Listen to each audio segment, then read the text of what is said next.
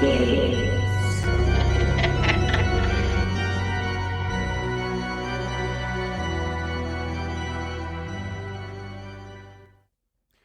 back to the Gory Gaze, the horror podcast where two horror-loving boyfriends slash up and bleed out your favorite and not so favorite underdogs and black sheeps of the horror family. Here we are again.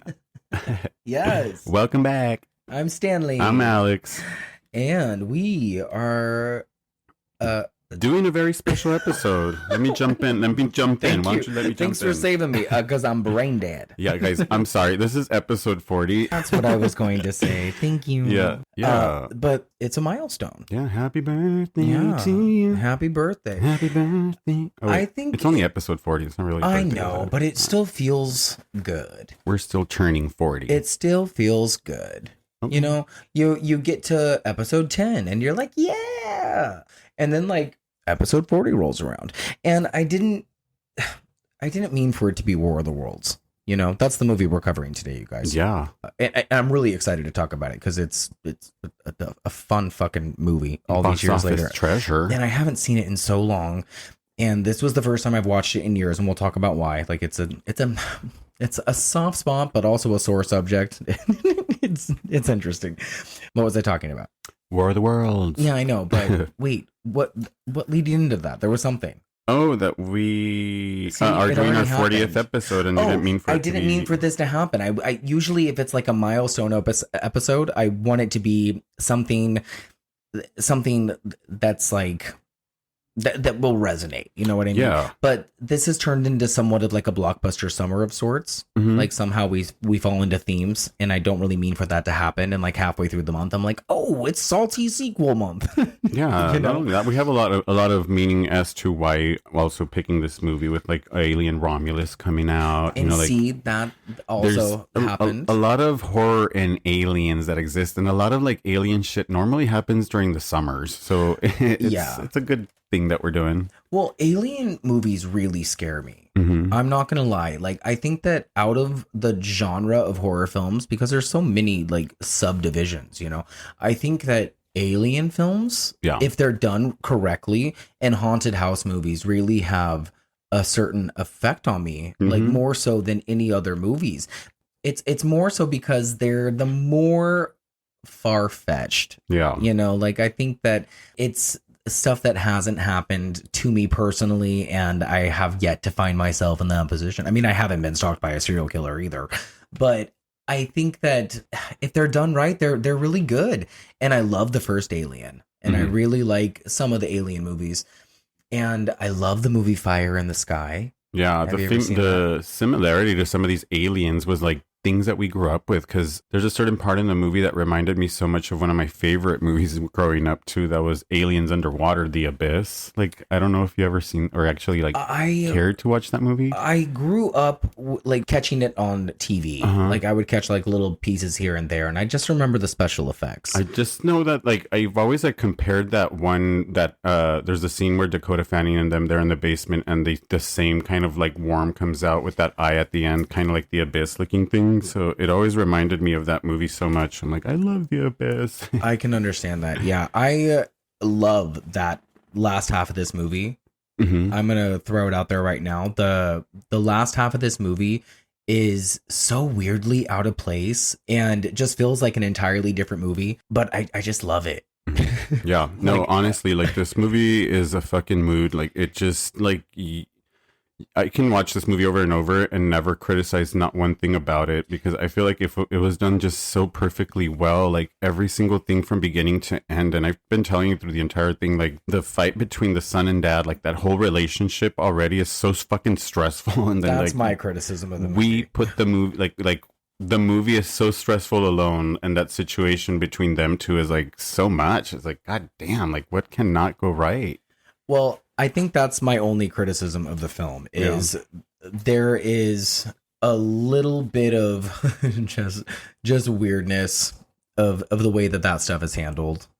I just think they needed to have some filler, and I think some of the acting is a little silly. I just feel like it's just too aggressive. Like it's too aggressive. Like the fight is too aggressive. Like you're so angry, and it's like, what the fuck for? Like, what are you doing? And that's like the screenwriter's fault. Mm-hmm. I'm pretty sure, because we didn't get enough development between the dynamic mm-hmm. of why we don't really like Dad all that much. Like we kind of just get. It's their turn for the weekend. They get dropped off, and that's as much history and dynamic as we get. And we're supposed to just kind of figure out everything on our own. Yeah. And it's a long movie. Like, it's a 2-hour film, but it's one of those movies, well, it's a Spielberg film, and we're here for the special effects. And that's another thing, is I haven't watched it in so long that I remember the special effects being a little bit better. I mean, they're good. Don't get me wrong. But there are some parts in it where I was like, oh, shit, that didn't hold up the way that I remembered it. But we'll get there. Yeah, I feel like, I don't know. Yeah, we'll get there. Before we get into the film and before we get into the episode in general, I think you just said it. You like this movie. Mm-hmm. It's good, right? Yeah. Good. It scared the shit out of me. It still does. Like watching it for the podcast, that fucking horn, like that, every single sound in this movie terrifies the shit out of me. The sound design is really good. I think that it got nominated for an Academy Award. I think it got nominated for 3 Academy Awards. It's just like the machines walking, like every single sound that comes out of this movie is terrifying. Yeah, it got nominated for Best Visual Effects, Best Sound Mixing, and Best mm-hmm. Sound Editing, which is so rightfully deserved. I'll say it again. Every single sound. No, I will not say it. No, I won't say it enough. Like, honestly, 100% agree. It was the 4th most successful film of 2005. Which, again, we'll get to all that stuff in just a second. Yeah, it competed against a lot of good movies, too. So it held up pretty well. And honestly, like, when they were marketing this movie for, when it was coming out and the trailers and what they were doing, to scare the shit out of us before this movie even came out, like, we were all excited to watch this movie. I remember there was a trailer that was released during the Super Bowl. I remember being really excited for it. Mm-hmm. But also because I knew that I was going to be in it. Yeah. Oh, yeah, that's right. But I'm not going to talk about my experience of being in this movie until the scene of which I was a part of. So when we talk about the plot, I'll talk about why did you choose this movie, experience Stanley? On set.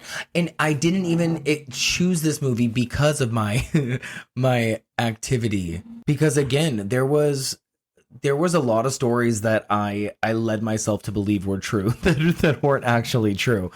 But yeah, I did spend 3 days on the set of this movie, and it was very memorable and a lot of fun. But again, it was like 20 years ago. It was such a long time ago. But watching it a couple of days ago for the sake of notes was the only time I had to watch it. I didn't have to watch it a second time. Mm-hmm. You know what I mean? It was more than enough. But I will say, watching them drive the van after they stole the van was immediately like a trigger response. Like I saw that van and I was like, oh, there it is. Oh, wow. Because I was around that van for literally 3 days. Oh, my gosh. Like banging on that van. Where are you?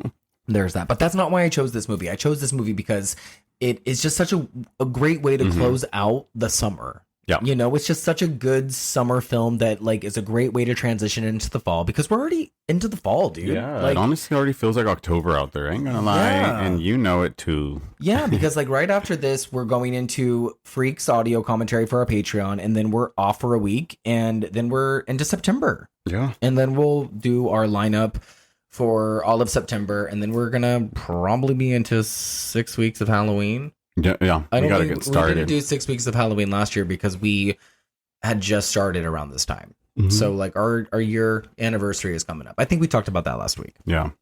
So that being said,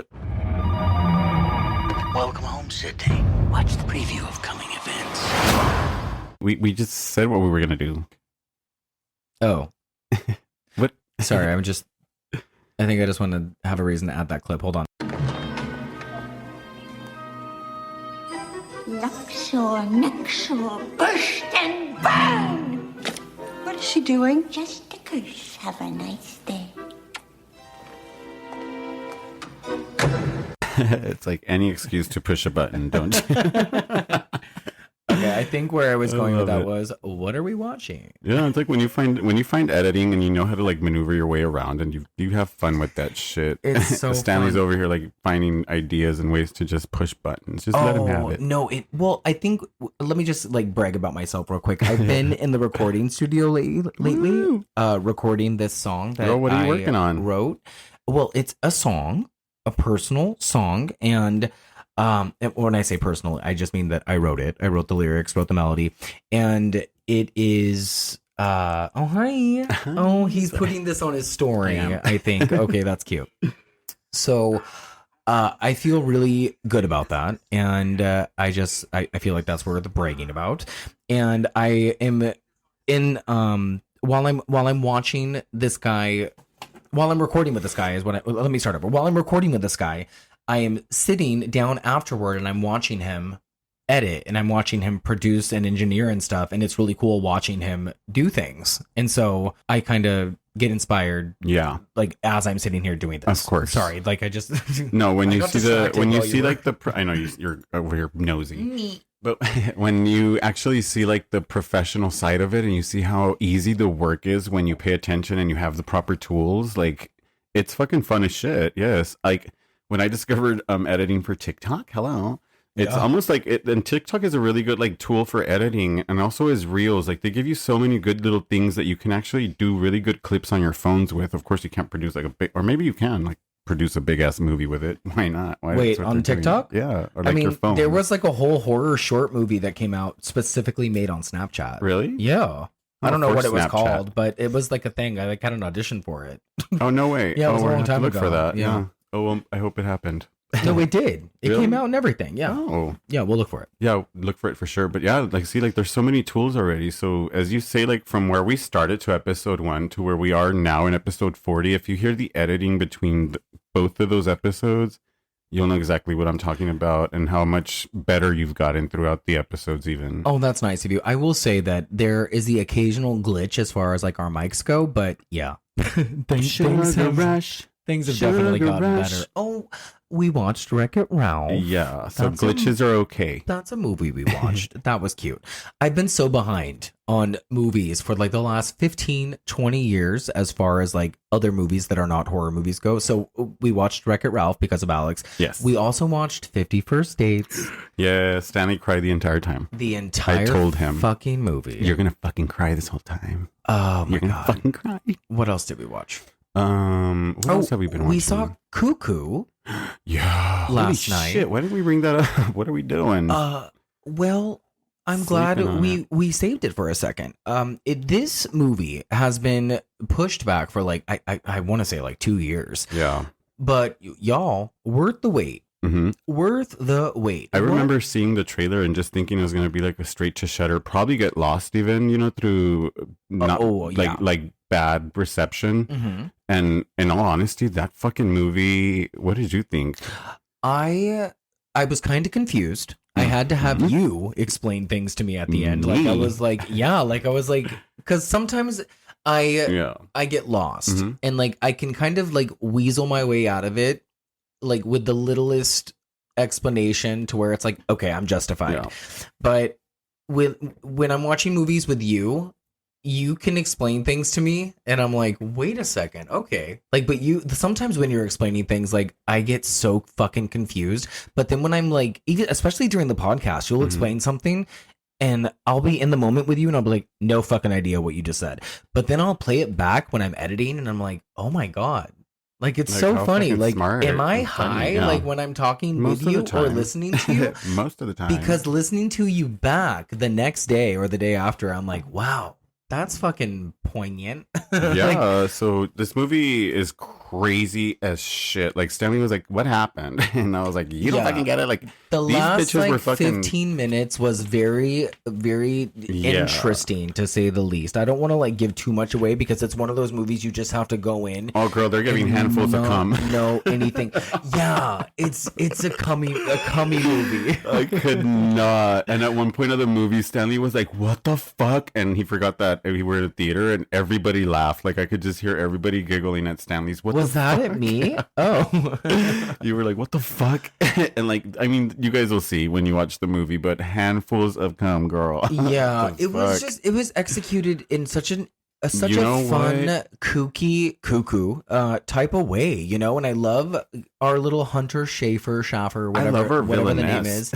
The villainess was super scary. I want to see her walking around these streets on Halloween night. Like, she is a fucking awesome ass costume. It's like, a great fucking put together. And I really liked the simplicity of the script. Although it was just, I was telling Alex after we got out, I was like, that movie was so all over the place, but it worked. It came together in a way to where it all was fine. It was fine. Like, so I will have to watch it again, because after having Alex explain it to me, I was like, oh fuck, okay. Like, it's something that warrants a rewatch. Yeah, honestly, it is. It's a good movie, and I can watch it over and over because it's fucking crazy. I just felt like I told you, like, the only thing that really, like, I can complain about or say something about was that I felt like there was too much of that little shaky thing and the screaming. Like, there was a little too much of it, but in all honesty, it worked really well. Like, I was okay with it. Yeah. Mm-hmm. Yeah, the performances were really top notch. It was very, I described it as a very extensive Twin Peaks episode, but with a lot of blood. Yeah. It had that vibe. It was very David Lynchy, and it kind of just reminded me of like a surreal... my gosh. What? Have you ever done salvia? I think it's like when like medical marijuana started, like with the whole you got to get an ID, but they would sell the salvia. You could actually walk into a smoke shop and ask, or like an adult shop. An adult shop, yes, and you can buy it. So it's so bad for you. It was the worst fucking thing, and I tell you that this is the closest thing that I've ever been to or smoked or like experienced that actually feels like what they experienced in that movie, like over and over and over again. Like that thing scared the shit out of me. If anybody out there ever smoked that shit, salvia, or I think it was right, salvia. I think it's salvia, yeah. If you ever smoked that shit, hit me up, like comment, do something, because honest to God, that was the most scariest experience I've ever done, and I put my friends through, and I told everybody to do this shit. I was like, you gotta smoke this. It was fucking great. I love that you made people smoke it. It was scary as fucking shit. Like, people use it for diarrhea, depression, headaches, rheumatism, I wish literally bloating. I had a bit of it, so you can smoke it right now and see what I'm telling you, like how fucking I've smoked it twice. The first time, I remember my arms turning into like a Gumby sensation for about 15 seconds, and then I looked to my right, and Ryan Coe was like giggling so insanely, and then I was like, no. It actually feels like you're going to be like lost or trapped in that feeling like forever. I'm like, how do I get out of here? I feel like I was in a box. Like, it was just gross. Never again. God. Yeah, that's what it reminds me of. I'm like, no, thank you. Okay. Whew. Past experiences are long gone.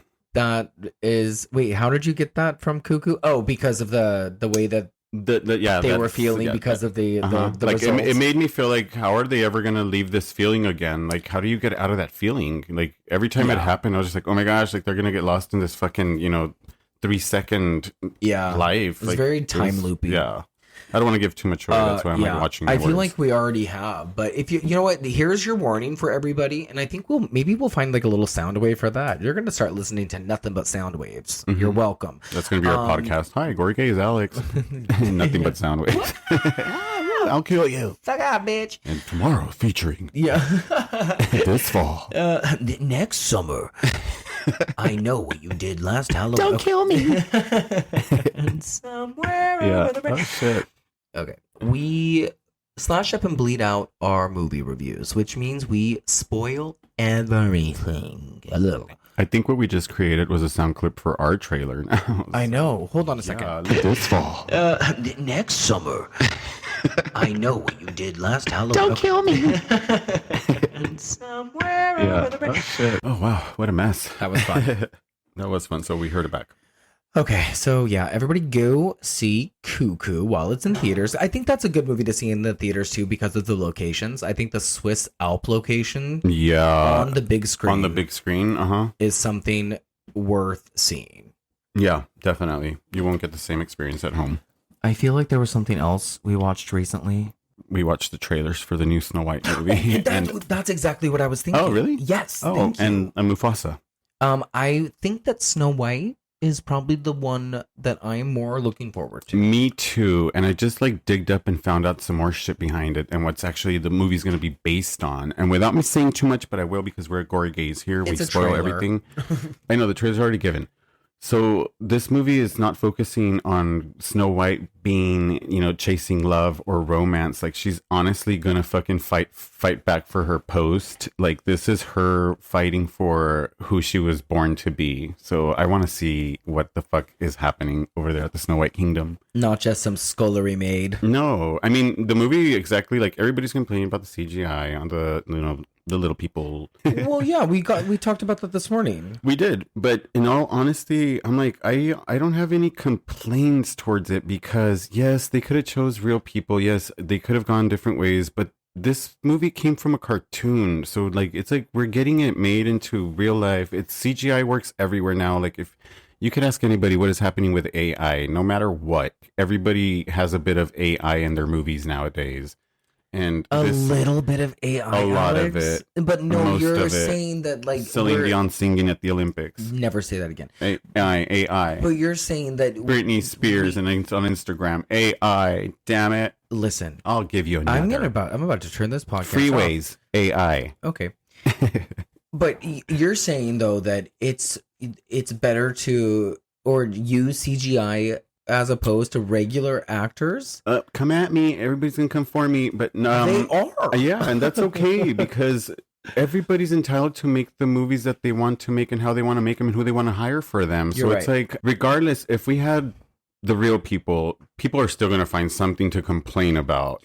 If they do CGI, which is like they only did it to add like characteristics to these people, you know, to these I didn't think about that. Do you think like they use actual actors for the little people and then makeup and effects anyways on their face? For the dwarves, rather. It just would have been too much attention on the dwarves and taken away too much of what the movie's going to represent now, which is people fighting for what they believe in. And that is what the film is based on. It's not about little people. It's not about love.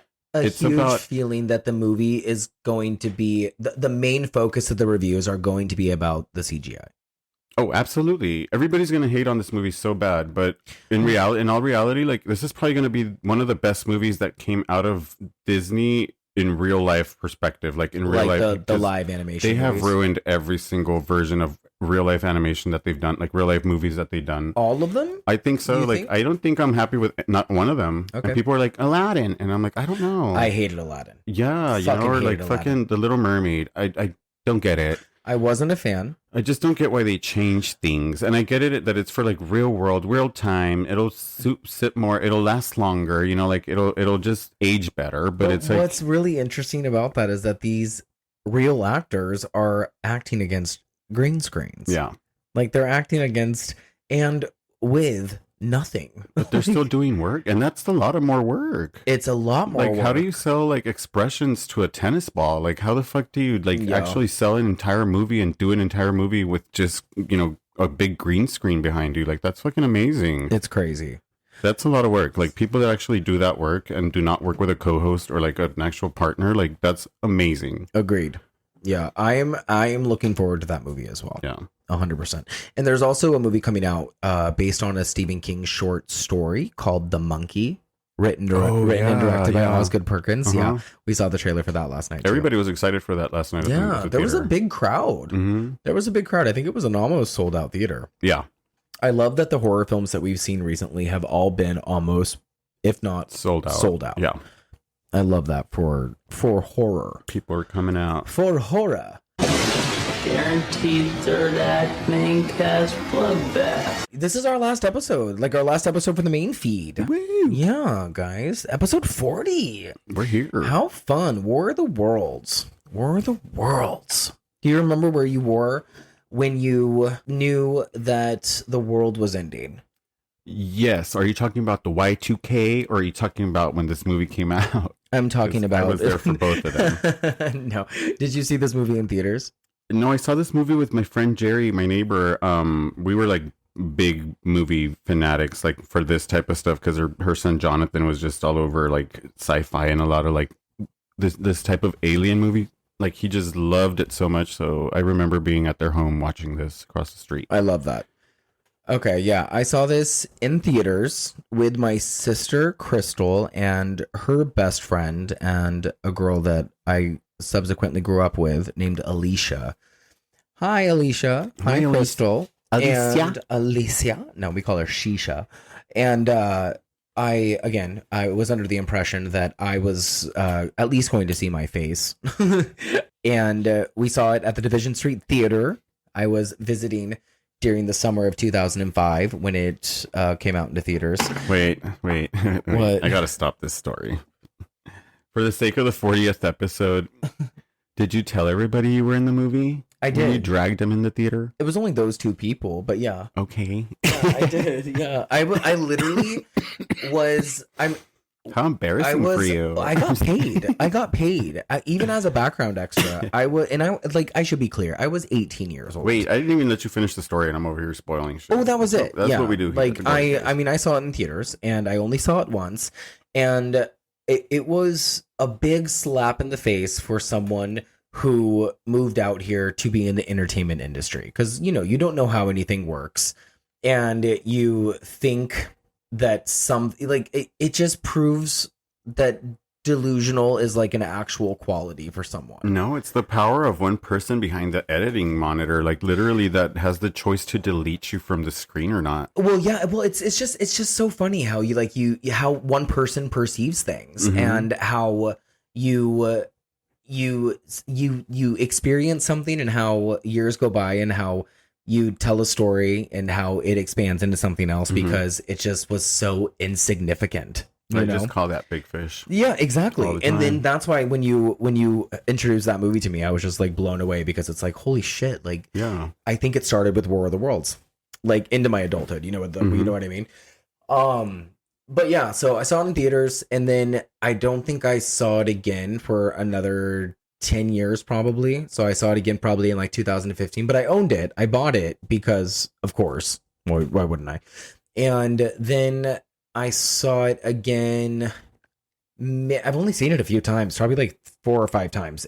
Yeah, I can count how many times I've seen it, but I've seen it, and every time I've seen it, I've seen the motherfucker. Yeah, and but I like it, and I think it's effective, and I think it's really spooky, and I think it has like really good family themes to it. Oh yeah, and I think it is. This is a perfect like family film. Like this is great. I mean, it wasn't like Aliens. I mean, like Aliens, like Signs.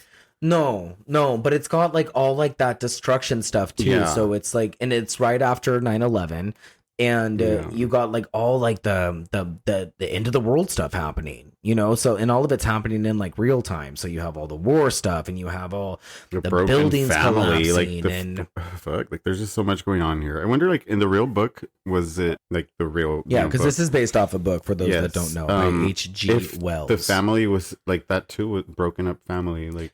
I couldn't tell you. I've never read the book. I know that it was published in 1898. I know that this movie is based loosely on it, and that it was made into a movie in the 50s. And then it was also a broadcast, an hour-long Halloween broadcast in 1938. That's the coolest shit. Narrated by Orson Welles. Yeah, we listened to a little bit of it this morning on YouTube where it's available. So if you guys get the chance to listen to it, you should. It's a lot of fun. But apparently on Halloween, when it was broadcast originally, people panicked and thought that it was real and thought that there was like an actual alien invasion happening. So that's kind of cool. There was even a quote that I read that said this was the first alien movie that he didn't love making. Yeah, there's a quote that says, "For the first time in my life, I'm making an alien picture where there is no love and no attempt at communication." Steven Spielberg. I wonder if that means... he did a really good job. I know, I wonder if that means the aliens are... There is no love between the aliens and the humans, and there's no attempt at them communicating. He's not talking about the movie making itself, right? He's talking about the movie. He's talking about the movie. Yeah. Okay, yeah. But the movie, yeah, like what do you say the difference between humans and aliens? But it sounds like there could be drama backstage. No. I mean, I think he's talking about how scary the movie's gonna be that the aliens actually don't communicate with the humans. Like before, we've seen like we've seen like communication with aliens and humans. this part right here, as soon as the movie starts, Morgan Freeman starts telling us that these aliens are jealous of Earth. Yeah. So their plan is to kill every single thing that exists on Earth. So there is no love or communication, I think is what Steven Spielberg is saying on this. I see. That makes like more for the sense. first time ever, he's making an alien movie where there's no communication from aliens to Earth, just attack.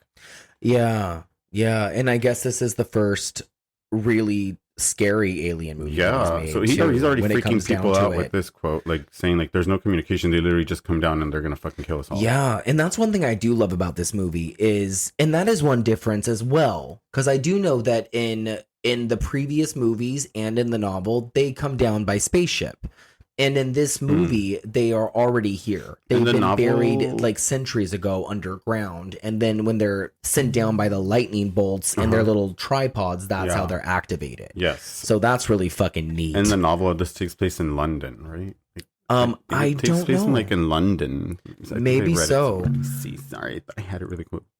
I do not know. Where are we? Oh, right here. As in the original novel, which takes place in and around London, the narrative is told from the point of view of civilians caught up in the conflict, whereas the novel portrayed the experience of a solitary British journalist early in the 20th century. So yeah, there is no family dynamic here. Yeah, no, the family thing is definitely a Spielberg thing. Spielberg. That bridge behind their home, like it's so cool. The entire fucking movie right there. Yeah, no, it's great. Mm-hmm. I think the opening of this movie is really good. Is that the same neighborhood? What? That same neighborhood from Shameless?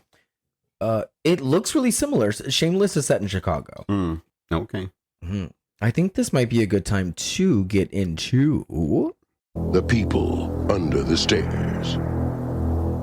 Okay, so I'm gonna actually whistle while I work, and I don't want to hear no damn CGI. Oh, I'm still mad about that. No. Okay, War of the Worlds is a 2005 American science fiction action thriller directed by Steven Spielberg and written by Josh Friedman and David Coep, loosely based on H.G. Wells' 1898 novel The War of the Worlds. Tom Cruise stars in the main role alongside Dakota Fanning as his daughter, of course. Miranda Otto. Was that his wife? Who?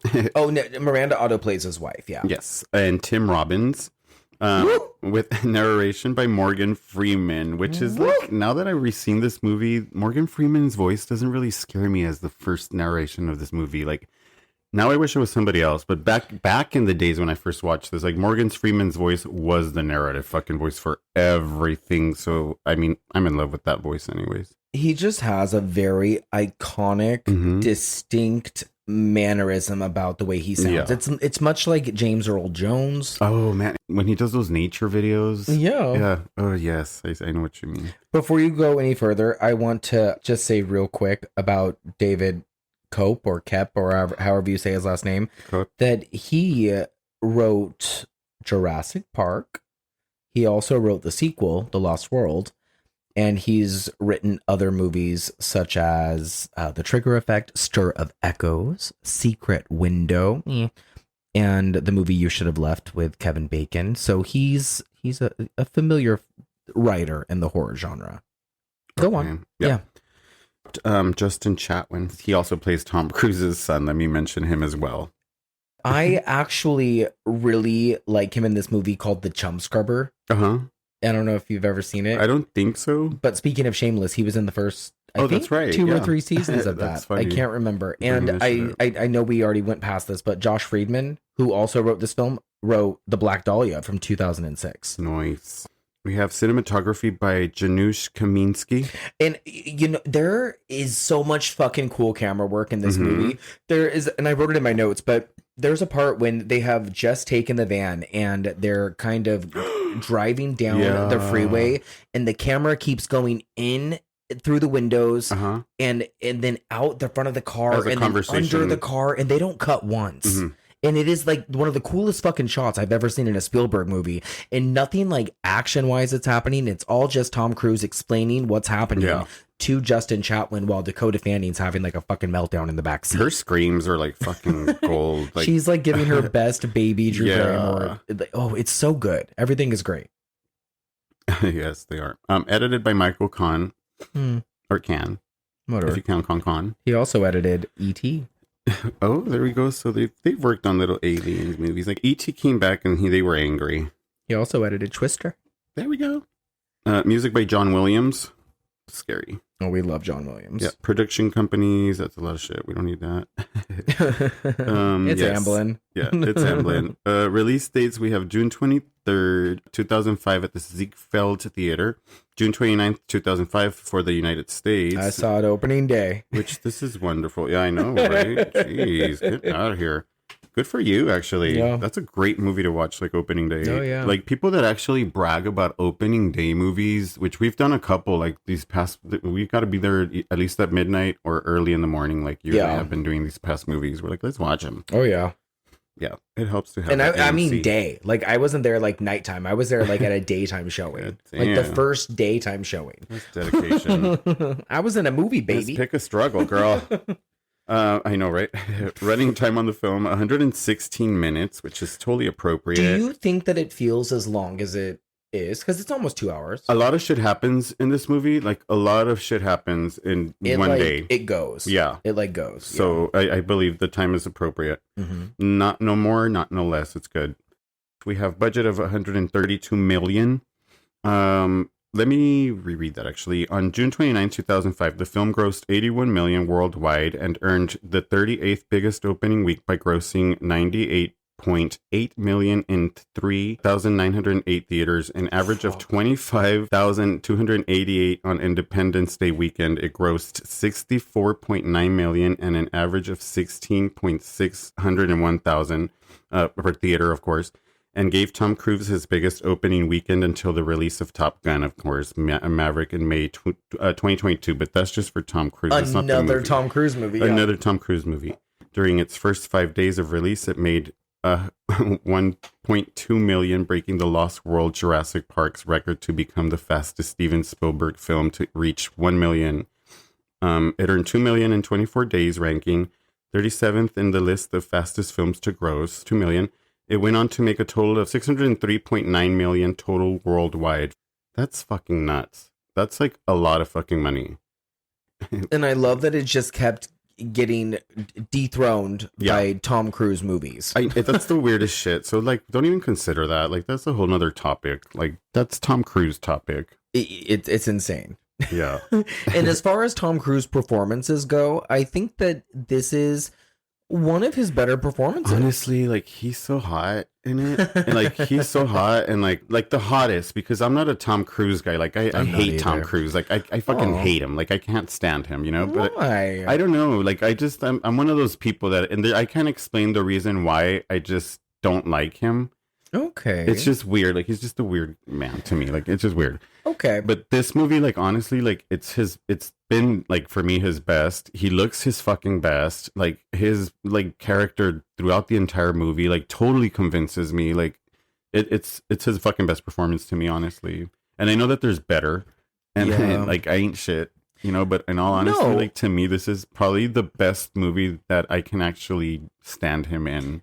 I'm, like, looking at my own his filmography, and I couldn't point out, like, one better movie after the next. Yeah. You know what I mean? I really like Interview with a Vampire. Oh, wasn't he in that Give Me the Money movie? Jerry Maguire. And that wasn't that him? Fine. Yeah. It was fine. Yeah, that was fine. People really like it. What's his face? Cuba won an Oscar for it. And what's her name was better. She was so cute. Renee Zellweger. Oh my gosh, she was the best. I mean, I think that his relationship with Katie Holmes just kind of threw everybody for a curveball. No, girl, it was the jumping on the couch. Well, yeah, that was it. Like, when he was confessing his love, and even Steven Spielberg said that interview with Oprah, like, kind of hurt the franchise, the family, movie. The movie. It hurt the movie, and, like, kind of, like, hurt the performance, I guess, even though this movie was a fucking smash at the box office. Ooh, how much more money do you want? Like, get the fuck out of here. This movie, like, got really good reviews. Did you give the critic reception? We're not there yet. We're still talking about how fucking much money this made. It made a lot, and they have yet to remake the remake. Oh, wait, I think they probably made, like, a War of the Worlds 2 for Tubi or some shit, right? Yeah. Oh, yeah, you're right. There is a couple of them, but I wouldn't watch those. That's funny.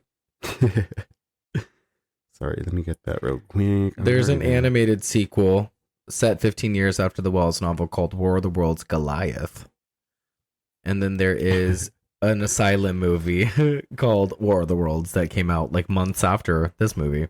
All right, guys, so I'll give you a critical response. On Rotten Tomatoes, War of the Worlds holds an approval rating of 75% based on 267 reviews. My God, that's great. And an average rating of 7 out of 10. The site's critical consensus states Steven Spielberg's adaptation of War of the Worlds delivers on thrill and paranoia. Yes, then we have Metacritic that gave this a 73 out of 100 based on 40 critics.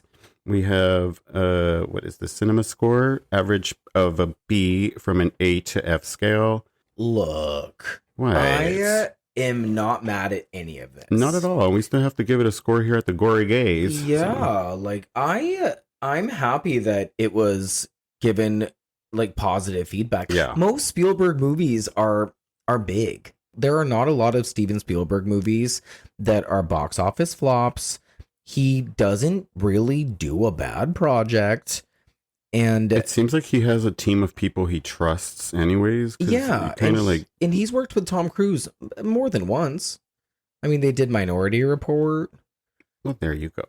There's nothing better than Spielberg science fiction. Like, he just knows how to do it. Like, I love early Spielberg. Like, Hook is one of my favorite movies. I love Hook. Yeah. And, like, obviously we love E.T. Mm-hmm. You like Close Encounters of the Third Kind. I do. I've never seen it. It's fucking great. I just saw Jaws for the first time recently. Yeah, well, you showed it to me.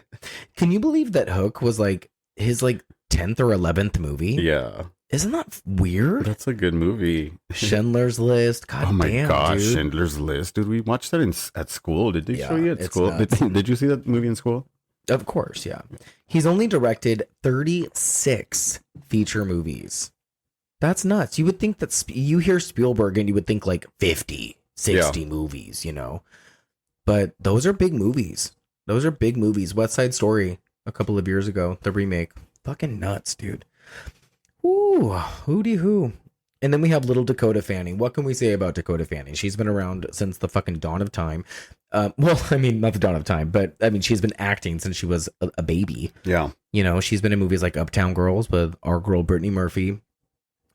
She just got nominated for an Emmy for the Netflix show Ripley. She's been in horror films like Hide and Seek. She was in the Twilight franchise. The Twilight, yeah. I've never seen a lot of those movies. She did Tarantino's too, Once Upon a Time. She did. She played Squeaky. Uh-huh. She played Squeaky.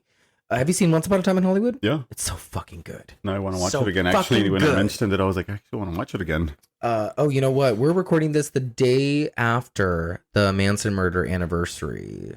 Oh, we watched that last night. How funny. We were watching the Dearly Departed guy. He goes on like a walk up Cielo Drive every year for some fucked up reason. But that's weird, dude.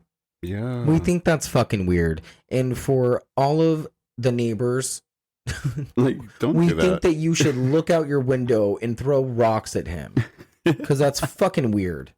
Don't walk up there, you fucking creep. I know. Fucking weird. We'll walk up there. We'll walk up there. It's so weird. Oh my god. No, it is. But yeah, I love Dakota Fanning, and she was in this movie back in like 2005. She was very young. That was her sister, Elle. I love Elle Fanning too. Elle Fanning's great. But it was called Hound Dog. Oh, how funny! Wasn't she like Sleeping Beauty? She was Sleeping Beauty.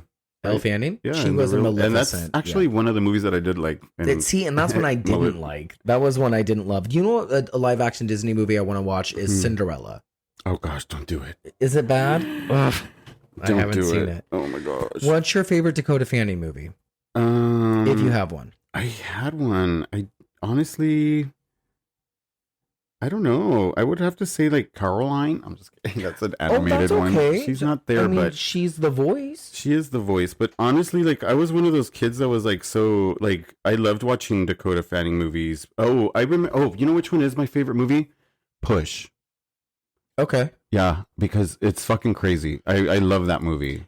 There is a girl in that movie named Camilla Bell who was in The Chum Scrubber with Justin Chaplin. There you go. 6 Degrees of Kevin Bacon. She comes out with that one guy. But she was in But Dakota Fanning is in this movie with Justin Chatwin as well. How interesting. Chris Evans is in that movie. Yeah, he is. There is a movie called I just watched it recently. The fuck was it called? What was it called? Every Secret Thing. It has... Oh, what about Hide and Seek? That was a good movie too. I already mentioned it. You did? Yeah. I'm not even listening. It's okay. This movie, Every Secret Thing, Diane Lane, Elizabeth Banks, that was okay. It was not awesome, but it was just okay. And she was probably the best part of it. What do you mean just okay? It was good. Like, she was the best part of it. That's it. Right. But that girl's been in a lot of shit. And then I don't think there's anybody else really worth mentioning as far as the cast goes, because they're like our immediate four, and we're with them like the entire time until we get to Tim Robbins, and obviously Tim Robbins is like his own force. You know, he's from Mystic River, where he won a fucking Academy Award. And he was in The Player. He was in The Shawshank Redemption. He is the longtime partner of Susan Sarandon, or he used to be. I know they were together for a long time. And he directed what was that movie? Dead Man Walking. Mm-hmm. That was the one that Susan Sarandon won an Academy Award for. But he is incredible, and he's incredible in this. And like I said, the last act of this movie, like that weird third act in the basement, is my favorite part of the movie. I think it's so fucking just spooky, and it's because of his like interesting, eerie portrayal of that like crazy old paranoid man. Yeah, like it feels really great and like really natural. Yeah. But it's like he kind of like, where'd you come from? Yeah, like you don't belong in this movie. Yeah, but then it's a whole different movie. Yeah, but it's like, but then you also do. Yeah, fucking love it.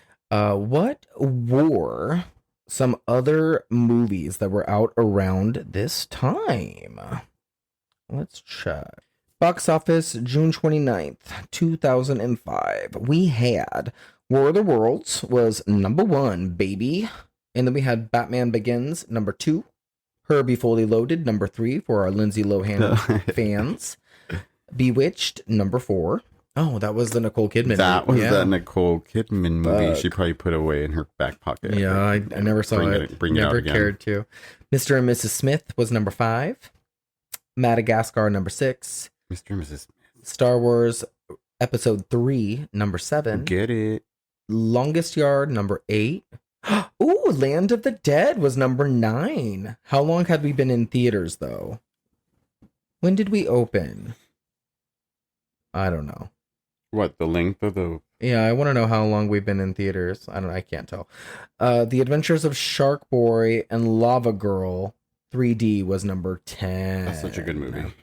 House of Wax was number 20 in the box office at that point. I like all this. Okay, cool. So I think, do you have anything else to add to like the pre-production history of this? I mean, I know that it was filmed in...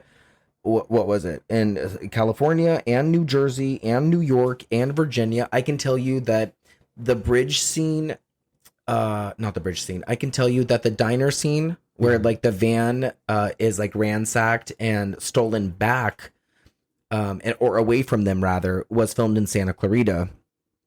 And really? Yeah, because that's where I had to go for 3 fucking days. Those motherfuckers. Yeah.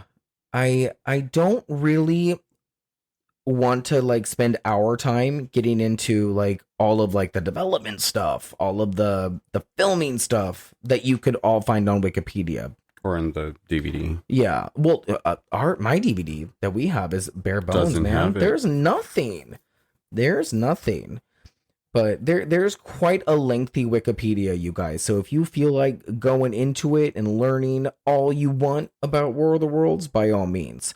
But hopefully what we've given you is enough. I feel like now's a good time, though, to start talking about this movie. What do you think? Yeah. Fuck yeah. Let's talk about this timeless... I think, yeah, this what?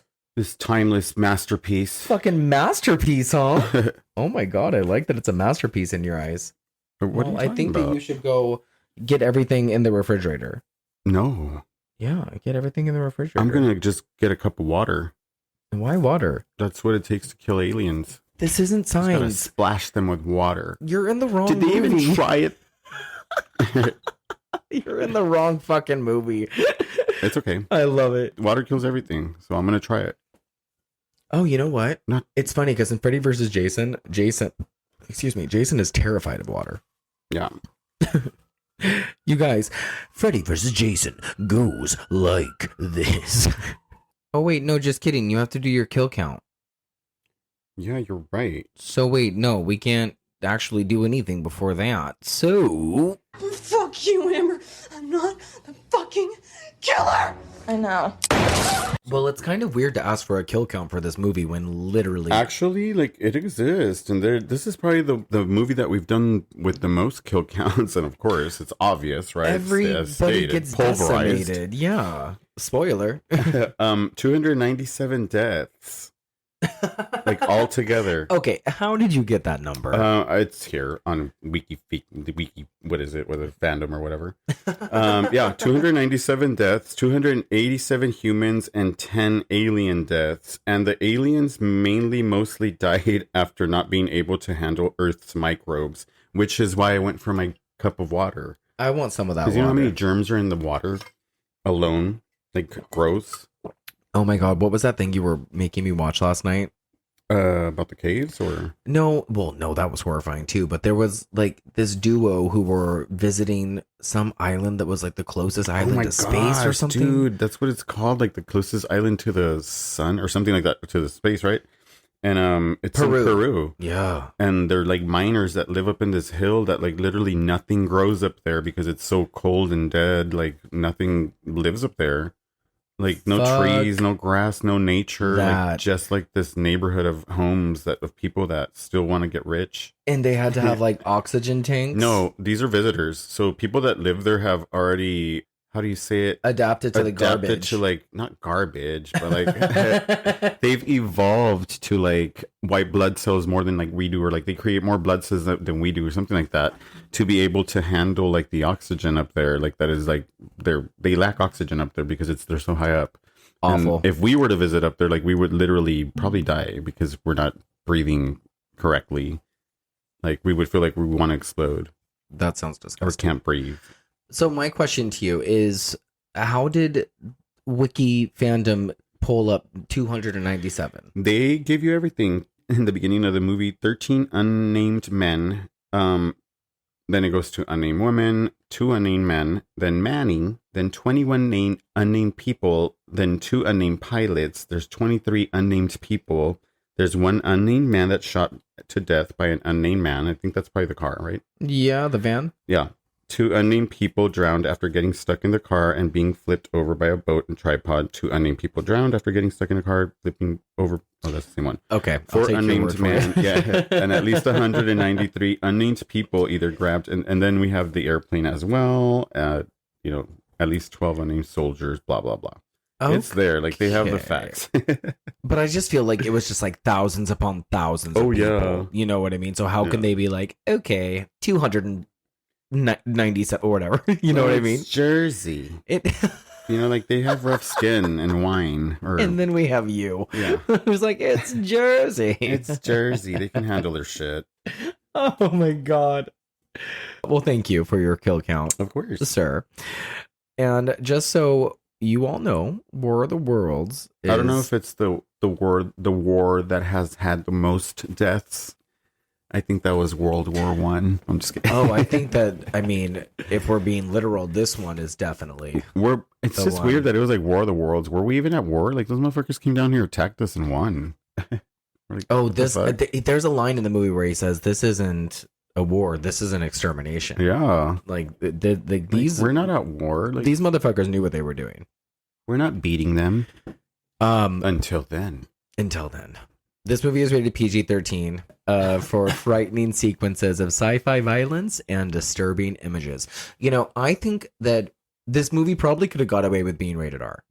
Yeah. I think that there are some moments of such intensity to where, even being 18, 19 years old, I was scared. It's disgusting. There's like crows eating flesh. Yeah. And just like the intensity of like the situations that these people are in, and the way they have to like fight to survive. And I mean, just like if you put yourself in this situation, like, and I know it's far fetched. I know alien invasion, just like haunted houses, just like COVID. To each his own, girl. COVID is a thing. I caught COVID 4 times. Fool. I haven't caught it like not once. You should knock on wood. I know people who have died. Believe it or not. Yeah. And why do I say? Because I ate chicken shit when I was a kid. Oh my God. June bugs and chicken shit. This fool. But no, like the alien stuff is scary. It's just scary. No, it really is. And I'm telling you, the sounds alone, I can't say it enough. Like, honest to God, like the way they made this movie, the sounds, that flesh that comes out of all that shit, it looks like the inside of pumpkins. Yeah. It's scary. Yeah. Like, there's terror at every single thing. They did some things just the right way to kind of get away with the PG-13. But this could have been R. And I think that they could have got away with that too. All right, guys. So let's finally get into War of the Worlds. War of the Worlds goes like this. I need you back in 4 instead of 12. I got half a career coming in. I can't. You know what your problem is? I can think of a couple women be happy to tell you. 8:30? We said 8 o'clock. Hello, Dad. Hello, Rachel. We'll be back by 9:30 on Sunday. Mom says you got a report due on Monday. What do you know, right? Everything. Rachel, want to see something cool? He hid right behind our house. Lightning doesn't strike twice. You believe this, Ray? Every single car. Oh, I've never seen that many strikes of lightning in one spot. Feel that? There's something down there, and it's moving.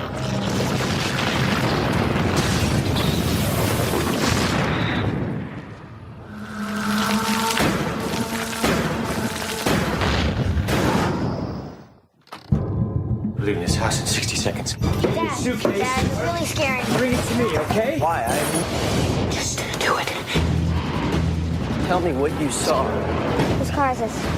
Ray, where you going? What are you doing? Get in, Manny. Get out of the truck. I'm not kidding, Ray. Get in, Manny, or you're gonna die.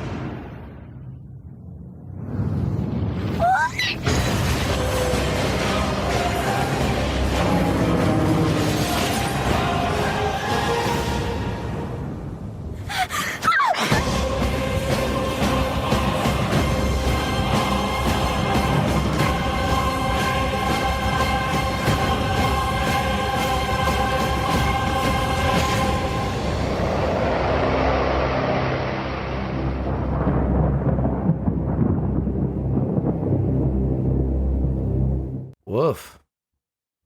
That trailer is good. What a fucking trailer. My gosh. Yeah. God damn. I think the trailer is really good. And it when the leaves bridge blows up, enough to the imagination. Yeah, no, it's exciting. I know we're all okay. Go ahead. It leaves enough to the imagination is what you were saying. And I'm like, when that bridge blows up, like, what the fuck? Like, this trailer is fucking amazing. Hold on one second. I'm so sorry. Oh my God, I thought my notes didn't save. What? Look, all these ones up here are for Joyride. And these are all for Joyride. And I was like, wait, this isn't... but if you scroll down, these are for War of the Worlds. Girl, what is wrong with you? I almost had a heart attack, you guys.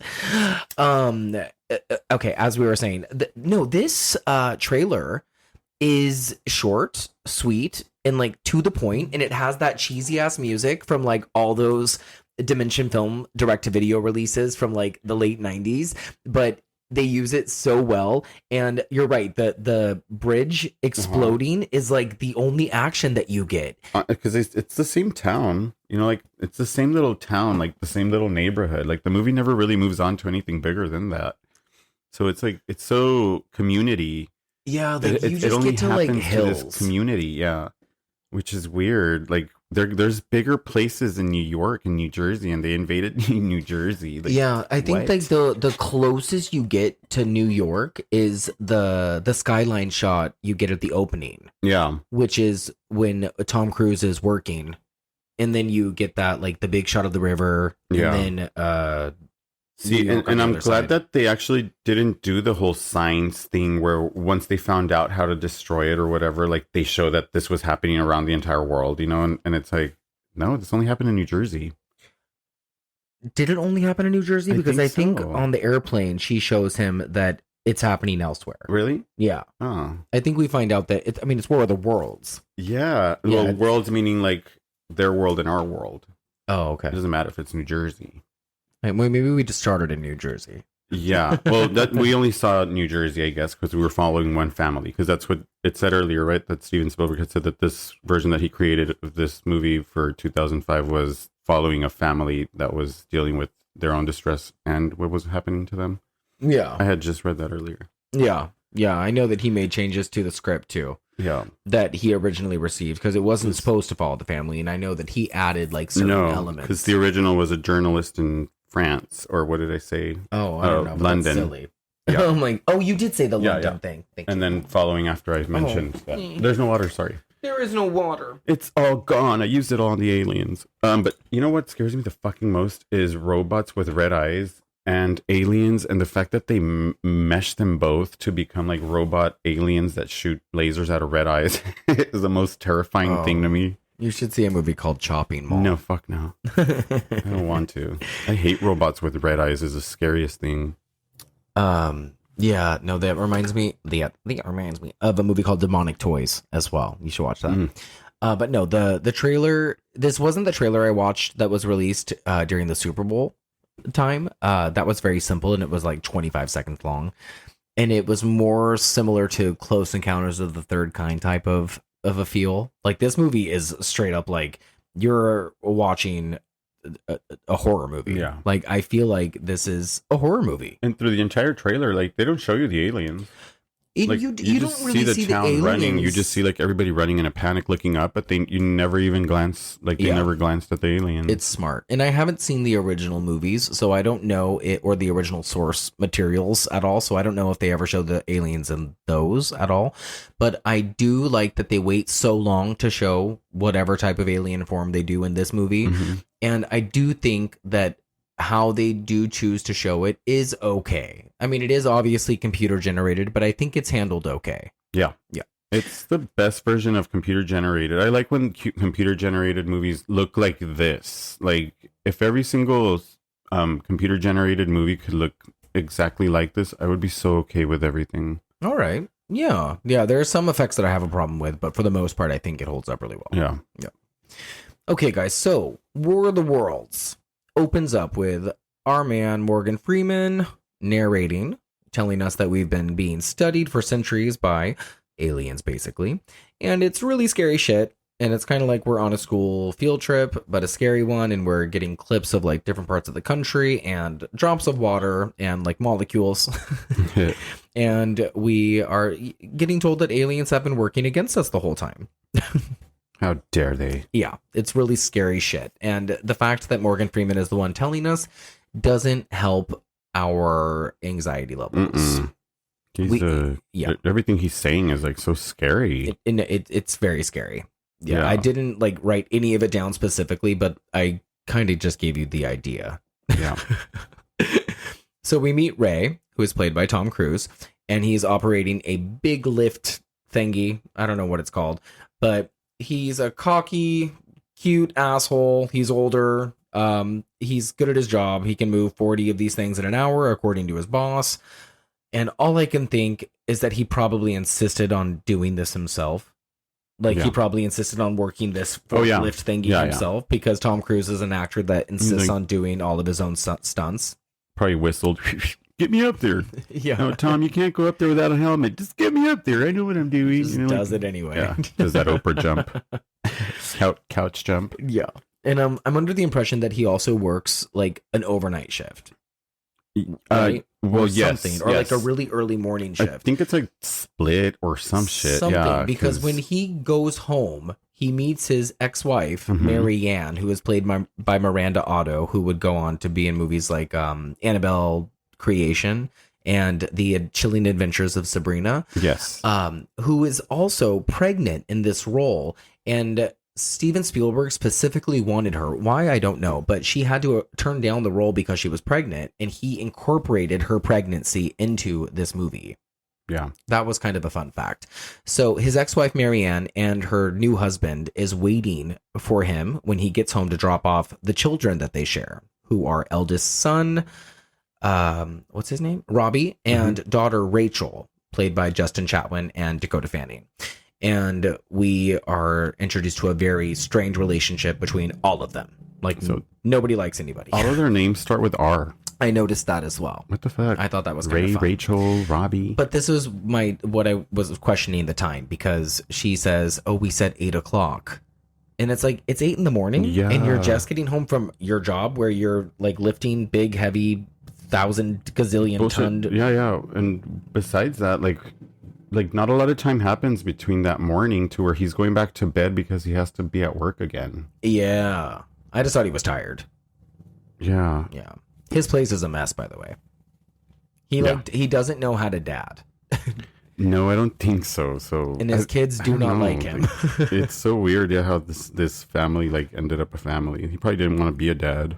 Yeah, over and over again. Yeah, and whatever he does, he basically is just happy doing it on his own. He lives in like a bachelor pad and is comfortable doing that. Like the room that his kids are in, they have to share. Yeah. And mom is not pleased with that. And mom and new husband are going away for the weekend. And I'm not entirely clear on that whole thing. I think they're supposed to be going to her mother's or something. Is that what's happening? Okay. So yeah, the kids really love their mom. Yeah, they really do. Like, they prefer that family now. Yeah. Stepdad, mom. It's like stability. It's like a lot of stability. And that's where like the normal Spielberg family elements come in that you see in movies like E.T., where there's like some sort of strain between mom and dad. Yeah. I do like that Ray and his ex-wife are on somewhat of goodish terms, though. Like, the way they leave is really sweet. When he compliments the way she looks on her pregnancy and tells her she looks good like that and stuff like that. I think it's really cute. Yeah, they were on their way to Boston to visit her parents. That's where they were going. Yeah. So there are catastrophic lightning storms being forecasted on the news, as well as earthquakes. Ray turns off the news and has Robbie go outside to play some catch while Rachel observes. And it's really awkward, right? I mean, Tom Cruise is not an active participating dad and has not been. So the game of catch is not going really well. It's such a sucky moment. But I love the exchange between them. Yeah. It's really funny and how they're just going back and forth and how each throw is getting more aggressive. Yeah, my dad and I were like that growing up. It was so hard. Oh, I would rather have been dead than played catch with anybody in my house. You could not catch me with a ball. No. I love Dakota Fanning's delivery of, "That's not how you're going to get through to him." Yeah. That was me. That's her being so mature already. That was me. I loved it. He leaves them to order food and goes to bed. And this is the only time you get Tom Cruise without his shirt on. Oh my. Yeah. And then it's I lights really out. like this scene. Yeah, I know you do. No, really. Everyone leave Alex alone. He looks so cowboy. It's great. He just takes it off and goes to bed. Yeah. But when he wakes up, Rachel has ordered in food and is watching cartoons. But while skipping over the channels, we're getting more reports of lightning storms nearby. So put that in your back pocket. When Tom bites the hummus, I laughed out loud. I thought that was such a good... There's like little bits of comic relief between normally the three of them. Like between dad and the two kids. They have... It's when they're having like serious interactions too. And I just found myself giggling a lot. And this was one of the moments when he's like, "I told you to order food." Oh, she did, but from the uptown type. Organic place. Yeah, organic place. So Rachel tells Ray that Robbie took his car for a joyride. Oh, by the way, go listen to last week's episode, which is doing really well, by the way. This is like the best episode we've had in a while. So thanks, guys. Thanks for listening. Everybody loves Joyride. Yeah. When he goes outside, he sees that everyone is marveling over this big, large black cloud that is looming in the sky. And it's also like circling in the sky, like it's about to like drop a tornado. That's what like it looks like it's going to do. Yeah. There's wind, but the wind is pulling towards the cloud, not away from it. And the way that these yards are lined up is also really cool. Like, I hate a house that is very close together. Yeah. But the way that this looks I was going to visually say the same thing. is really neat. I really like that a lot too. And then the way the wind just stops. Uh-huh. But he notices, he's like, the wind is going towards the storm. Yeah. Not like away. It's so weird. Yeah. And then we still see that the lightning is in the sky and it starts zapping the nearby backyards. Mm-hmm. So Ray and Rachel go back inside and then they hide under the table because the lightning is like super, super angry lightning. Yeah, it really is. And it's like not normal lightning because it's striking the same place over and over again. And if you know anything about lightning, it's not supposed to strike the same place twice. It doesn't strike twice. Yeah. And I think that this is little Dakota Fanning at her best. Like she hits so many good emotional cues. She knows how to act scared very well. And a lot of this stuff is pretty intense. And the effects are all really intense. And I don't know what she is working with for the most part that is real and isn't real, you know? So like her reactions, I think, are very genuine. Yeah. And I think it works really nice. So very quickly, the electricity is off. The phones are down. Cell phones don't work. Just watch every single thing. Nothing. And the cell phones in this movie, you notice that they're like as big as bricks. Yeah. Right? 2005 was such a different time. I remember when I got a Motorola Razr. Yeah. And me too. I had to give it back. I took it back to T-Mobile because I was like, I can't handle this. Give me back my Nokia. Funny. Oh my God. The flip phones instead of a Oh slide. yeah, I couldn't do it. I love the shots underneath the bridge as we pan over the backyards and showcase the sky. It's my favorite, that bridge. Ooh. Did you notice that Ray's neighbor is Amy Ryan? No. Oh God, she's so good for her 2.5 seconds. That's enough weather for me. She goes in. Goes right inside. So Robbie comes home, but he's on foot because all the cars have stopped working in the neighborhood and everyone is starting to panic. He comes across 2 mechanics who are working on a van. And this is the van I'm talking about that will forever haunt my dreams. But we'll get there in a minute. He makes it to the center of town where there's a large split in the cement. Apparently, lightning has struck there. Twice, 3, 4 times too many. How many times? I don't know. And this is where things go bananas because the ground begins to break. And then shortly after that, buildings begin to crumble. The ground opens up and it's like the earthquake from hell. And the entire earth starts to shift and water mains start to break. And then the ground finally collapses. And from the depths of the earth shoot, would you call it like a droid? Yeah. Like the first thing that shoots out, because this thing shoots out, like launches out and then like shoots off into the air. Yeah. And then it's followed by another very large tripod droid thing that looms over the townsfolk and makes a loud, low, like hellish trumpet noise. And go ahead. That fucking noise. I'm telling you right now. And then it starts firing lasers at everyone and turning them into ash. Yeah. Everybody. It starts decimating everybody. And we get like a 5-minute set piece of just these lasers just destroying everybody. Yeah, they're like rays of heat. It's like the weirdest shit. Like you could see the heat coming out of the red, like combusting everybody. And there's all these really great effects of people's faces, close up on their faces as they are just emaciated. Yeah. And there's no blood. It's just people just being so overheated that they explode into ash. Yeah, they just fucking become ash. And if anybody could tell me what my note here is, it's jury of out. What is that? I don't know what that means. But I did write the video camera effect. And what I meant by that is there's a part where someone was videotaping, drops his quick view camera, and then you still see us as the audience see the video camera view of the aliens attacking. All the action. Does that make sense? Yeah. But what's funny is, how could that camera have worked? Oh my gosh, you're right. Nothing else was working. You're so right. No camera would have been able to work, and even if it was battery operated. What the fuck? His Rolex wasn't working. You found the glitch. Nothing was working, bitch. But for the effect itself, it was cool. It was really cool. Yeah, I understand what you're talking about. But so these people are just zapped into literal air and ashes, and there's nothing but clothes left, which I thought was a really cool thing too. Like the way that these clothes are used throughout this film is such a fucking cool effect. Tom is running for his life. People explode in front of him and he runs through them and they're ash. And that is so fucking horrific.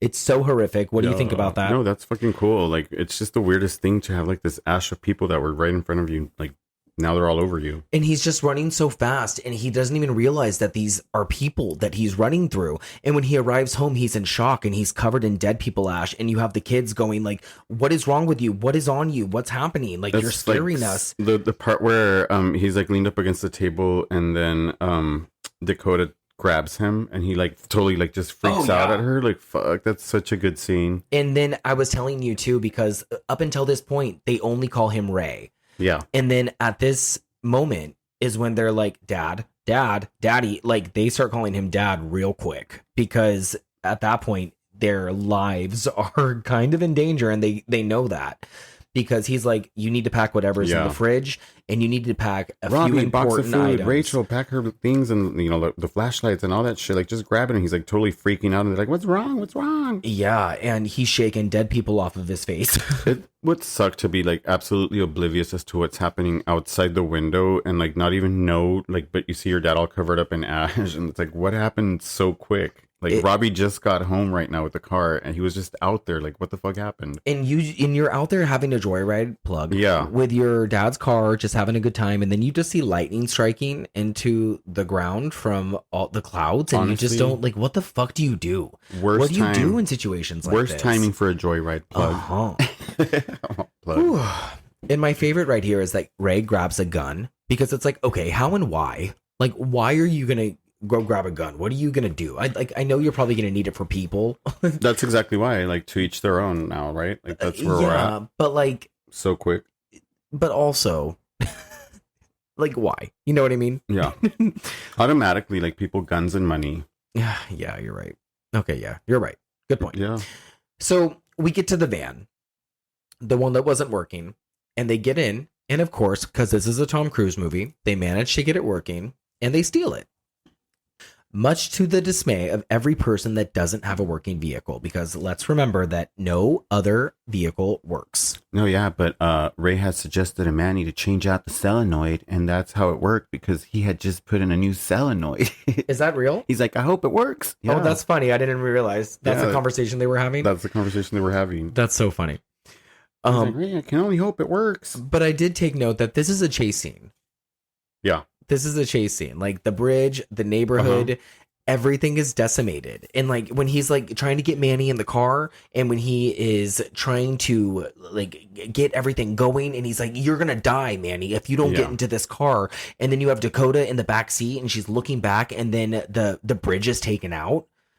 Yeah. And then he speeds away. Like, that's like a fucking killer. And Manny is pulverized. Approaching. Like, Manny is pulverized. That's the fucking that's like every single giant monster chasing you. That is the T-Rex. That is the fucking Twister. That is, you know, like the monster. Like, yeah. And then every person in the neighborhood that is left alive after that is after them, because they have the only working vehicle. Yeah. That is some scary fucking shit, dude. I love this, because Rachel is like freaking the fuck out, and Ray is honking at her to keep her quiet. He's like, shut up. And then her whole like be quiet routine, when they have to like put up her proverbial walls, and they're like, okay, here's your safe space, Rach. I think that stuff is really funny. Oh, that's good. I mean, they know her well, you know? Yeah. He does. Yeah. Robbie does. Yeah. It fits very well. It kind of gives you that whole big brother is always there for sister. I like that a lot. So Ray fills Robbie in with whatever he knows, whatever he saw. And I like that Ray thinks, or Robbie thinks, that this is just like Europe coming after them. But also, I know, right? He's like Europe? Yeah. No, it's not Europe, Robbie. And it's kind of sad, because that's the world that we live in. You just automatically think that we're being attacked by terrorists. Yeah. You know, like, that's not far-fetched. Alien invasion, yes. But being attacked by terrorists, like, it's such an occurrence. It's like an everyday occurrence at this point, to where like, it would be the same type of feeling, maybe, like, dare not say, but when it happened, when we got attacked, you know, 9/11, like, the feeling that came with all that was like, we didn't know what to do next. Like, us as people, as families, like, we didn't know what to do next. Like, what was our next move? Like, honestly, that felt like the end of the world. Yeah. And this is, I mean, I can only imagine this is what this feels like for this family. Yeah. Like, where and do for you go? anybody experiencing whatever is happening to these people, you know, Yeah. or whatever is these people are experiencing, whatever, you know what I mean? Which they only think is happening to New Jersey, which I believe it's only happening to New Jersey, but you say the airplane But and they get to Boston and it's happening there too. You're right. Yeah. But are they? I think so. No. Don't they get to her mom's? It doesn't happen in Boston. That's what I'm saying. Like, is it happening everywhere? Because oh wait, they get to their moms. yeah. Not to her mom's. They Get to her mom's in Boston. At the end of the movie, yeah. And then it's happening there too, though. Is that where? No. They get to Boston. Yeah, you're right. And that's the Is that when he's house. asking the cop, like, what happened? He's like, I don't know. They went down an hour ago. Yeah. Okay, we'll get there. Okay. So, but this part that we are at in the movie, though, when Ray is filling Robbie in on everything and the whole "you're up," this is all the one shot that I was talking about, and I think that it's so fucking cool when how they're like going in from like side to side on the car. They start from her like panicking like that, and him like the side, you know, like, and they're just like having the full on conversation. What's happening? Shut up! Like, yeah, I love it, and the acting is good, the writing's good, it's all great. So they get to Mary Ann's house and decide to wait it out there until the morning. And I love the scene in the kitchen when Ray is trying to hold it together and he can't figure it out. And he's trying to make them food. And there's allergies that he doesn't know about because he doesn't know his fucking kids. And it's hilarious and it's sad. And I cannot imagine being a parent. I know, right? Like having dogs is so enough. Happy 5th gotcha day to Gypsy. Jeez. Oh, there it is. Took it as long as say happy gotcha day, Gypsy. Our sweet girl. Okay, so whatever alien force is taking over catches up with them in the night, and it brings with it a terrible shriek, lightning, an earthquake, and fire that sends them into a storm cellar of sorts.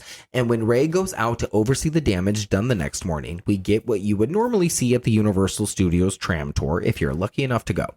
And that would be the entire neighborhood having been destroyed by a 747? Yeah. Is that what it's called?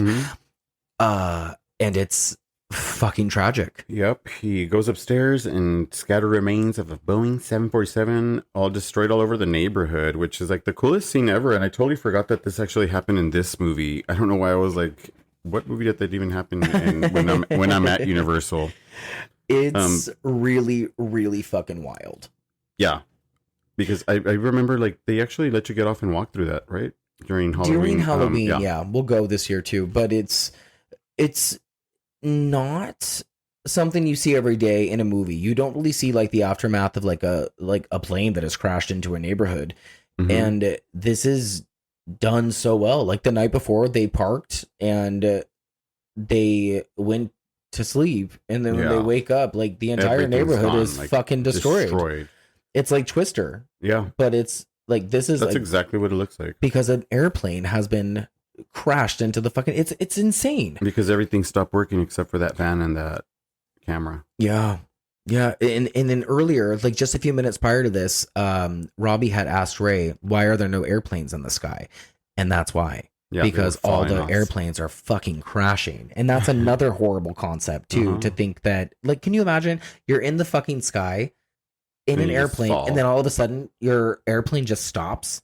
But and then as the passenger, you're like, what the fuck? You're like flying near that tripod anyways. Yeah. And then like that, like imagine being an alien and you're just like, now's the time, guys. Let's do it. Let's just cause chaos. You flip a switch and then all the power in the world goes off. That's all it takes. And then power. Everything is over. And we lose everything. Nuclear winter, dude. Fuck. That is the most out of this world concept. And if you think about it, that's all they did. Like right now, we would lose all of our food, air conditioning. We would all die right now in the summer. That's all they did in this movie was fucking turn the world off. I'm like blown away right now. For social media. Wow. Okay, so don't forget about those 3 news crew members. We're just getting to that. So Ray comes across the news reporters that Alex just mentioned, who have been, I think they were in the plane. What happened? No. What were they? No, they would have died. They were just like driving, I guess. They have just come across this damage. They've come across this crash, and they show Ray the footage of the tripods that have taken over the country. Yes. Yeah. So they've taken over the country at this point. And they tell Ray that the machines have been coming up from the ground, and whatever is driving them have been sent down in capsules in the lightning. And she shows them actual proof and footage proving that the footage... I'm sorry. She shows him more footage proving it, and the footage is fucking insane. Yeah, it's where he learns that there's not one but many machines all over the world, each being piloted by whatever came down in the lightning storm. So, like, this is when he's starting to learn, like, what is happening all over the world, not just New Jersey. Yeah, and the fact that, like, something is being sent in every single lightning bolt. Oh, yeah. That is also fucking nuts. Because we also learned that they have that impenetrable shield, that the military is like losing the fight with them because they're shielded. Oh, so, I forgot about that. Yeah, they're also showing him that. That was something new for me this time around. I completely like either never knew that or just blocked it out. That's like me. Like I just blocked this. Like, hello. Like I've been asking the entire time, is this just happening in New Jersey? And I totally forgot this scene, like where they're explaining to him that this is happening. Well, also I forgot about these characters. Yeah, because that was my next note. I forgot about these characters. I'm glad they're here. That's why I underlined them. I was like, don't forget about those fucking 3. Well, because I don't think without these characters we would have gotten this information. Yeah. We would have had no way. We would have gotten it from some random like war guy. We would have woke up on the side lane. We would have woke up, kept driving, and found out at the gas station. Exactly. So Ray and the kids get in, head to whatever safety is out there. Rachel has to use the bathroom, so they stop along the way, and Rachel ventures off. And this scene, I think, is probably one of the more effective scenes in the movie and is really haunting. She gets to some creek. And as she's watching the water, she begins to see bodies floating downstream. Mm-hmm. Lots and lots of bodies. And it seems like a scene that would fit in something like It. Yeah. Or something. It just seems very dreamlike. And it's just not of this world. Yeah. You know, this is the way it's filmed. If they made a new Nightmare on Elm Street movie where they like fall asleep and it's like a dream sequence, like some shit happening where they only see it and nobody else sees it. Yeah, and then when he comes up behind her and grabs her away, it actually made me jump. Yeah. And I just thought that was like a really interesting little set piece because they didn't need it, but it was so appropriate at the same time. Like it just worked really well. So meanwhile, Robbie is trying to join the National Guard. Which I think is so silly. Like, come on. Like, we don't need, like, just go away then. Like, for the next, 20 minutes, he's trying to fucking leave the family. This like, is just the most go. annoying part. Like, just go. Yeah. Go. I do always remember thinking every time that I had watched this in the past that Robbie was like a little wiener. And I've never, used that word, I don't think, in my life out loud, except for this moment. But what a wiener. Yeah. I like Dakota, though, during this scene. She's my favorite. Like, where are you going? Yeah, she's such a good crier. Where are you going? Yeah, they have good chemistry, huh? Oh, and don't forget to on the drive there, like they were all being stopped by people trying to get somewhere too. Like they were being flagged down by just transients that were just trying to get to Boston as well, man. Yeah, yeah, and that happens very, very aggressively in the next scene because he asks Robbie if he wants to drive. And Robbie's all surprised because he's like, I don't have a license. Why would you let me? And then he's like, well, that's never stopped you before. Har, har, har. And then cut to the nighttime. And here is where I am going to give you a little story time. So let's cut back to January 2005. I was with an agency called LA Models. And I took a bus 3 days in a row from Hollywood and La Brea Boulevard, where this agency was. We took this big tour bus basically all the way to Santa Clarita, where we got in this met in this big parking lot, like a bunch of other buses, and then took another bus to this deserted location in the middle of Santa Clarita, in the mountains, where they had built an entire neighborhood specifically for this scene that is coming up, including the diner that is in this scene as well. And we all had to basically just pile around this van for 3 nights under fake rain machines. And there was probably about 200 of us, maybe 170 of us, I don't know. But there was tents set up, and there was fake fake doctors and stuff, like people like fake hospital tents and stuff. And there was terrible food. They fed us terrible food. And the rain machines never turned off. They like had them going all the time, even though it was not rainy weather. And it was miserable. And we were there overnight. So we didn't get there until probably like 9 p.m. And we didn't get to go home until like 9 a.m. the next morning. And then we'd have to come back the next night. And so the experience itself was really grueling. And I had to wear the same wet green and yellow jacket every single night. And anyway, I was on the side of the car that Tom Cruise is in the driver's seat. I'm banging on his window for 3 fucking nights. I'm just banging on his window.